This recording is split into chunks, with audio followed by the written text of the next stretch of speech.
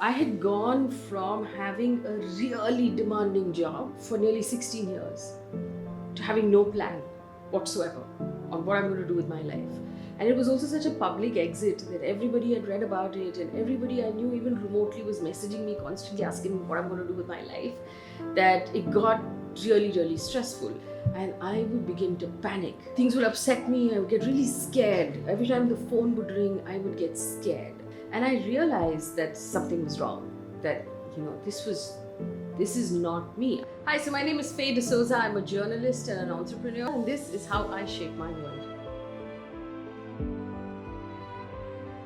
When I quit television, I spent a certain number of months trying to figure out what I want to do with my life. And every morning at about 8 o'clock to 9 o'clock, that activity, it doesn't happen anymore, but you'll remember it, that activity when people in the building are leaving for work. So taxis are coming in and picking people up, and kids are going to school, and everybody's starting their day. There's a certain buzz around, around that time. And there I was in my pajamas with nowhere to go. For the first time in a decade and a half, I had nowhere to go. I had nothing to do that day. And this happened day after day after day. And I would begin to panic at that time every day. I would actually have like physical symptoms of anxiety. I'd have trouble breathing. I'd feel a tightness in my chest. I'd get really emotional. I would cry. And I'm not someone who cries easily. I would cry for no reason. Every time my lawyer would call me, because we were dealing with legal stuff at that point with regards to the exit, I would get scared. And I realized when I had, in order to distract myself, gone to get a haircut. And so there I was, sitting in the chair in a public place in a salon, getting a haircut, and I got a message about something to do with the legal stuff that was particularly stressful. And I started to cry. I like properly weep in a public place, which would never happen to me. That was not normal. It was not normal behavior for me. And I realized that something was wrong, that, this is not me. I'm not reacting, normally to these pressures. They were pressures. It was hard. They were pressures. And I realized I needed to do something. I got in touch with a therapist whom I knew because I had done some work with him in the past on our shows. So I reached out to him and I said, listen, I'm having these issues. I need to talk. So he said, come. And then I started therapy then.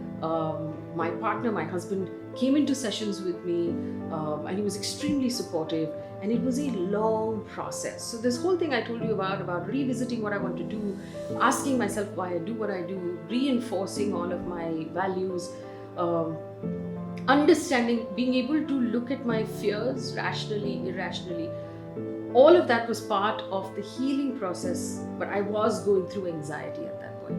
I was mildly, I was mildly depressed, but I was going through anxiety at that point.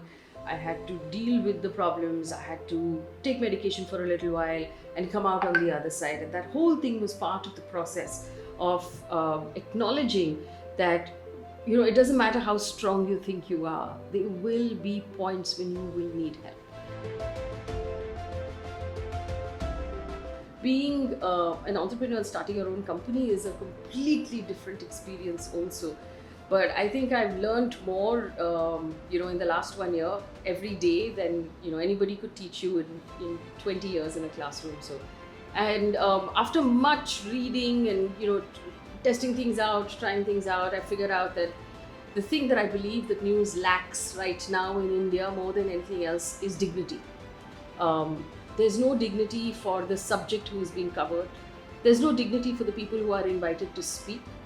There is no dignity for the journalists involved, for the anchors involved, and there is certainly no dignity for the audience, because the audience is not treated with respect.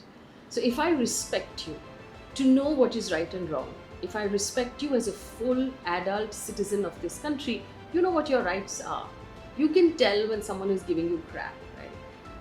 So I want to bring that dignity back to news, where the audience is treated with respect. Where I'm not going to manipulate your emotions in order to get your attention and to get more views on my videos or to get more views to my news. I'm just going to tell you what happened, which is my job. And as an intelligent citizen of this country, you can decide for yourself how you want to feel about it. And having worked in television for that long, I know how it functions on the inside. and it's not healthy for anybody.